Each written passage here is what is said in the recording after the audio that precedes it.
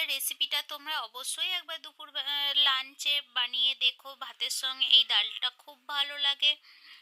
তো চলো দেখিয়ে দিই আমি এই ডালটা কিভাবে বানিয়েছি। মুসুর ডালটা প্রথমে ভিজিয়ে রেখেছিলাম, তার মধ্যে কিছুটা আলু সরু সরু করে কেটে, তার মধ্যে পেঁয়াজ, তার মধ্যে আদা রসুনের পেস্ট দিয়েছি, ধনে গুঁড়ো, জিরে গুঁড়ো, কিছুটা গরম মশলার গুঁড়ো, নুন দিয়ে কিছুটা ধনেপাতা কুচিয়ে দিয়ে সব দিয়ে মাখিয়ে আমি এটা কিছুক্ষণের জন্য বয়েল হতে দিয়েছিলাম। তবে বয়েল হয়ে যাওয়ার পরে এর মধ্যে আমি একটা ডিমও দিয়েছিলাম। একটা ডিমকে আমি ভেঙে কিছুটা ডিমটা ভেঙে ফ্রাই করে নিয়েছিলাম।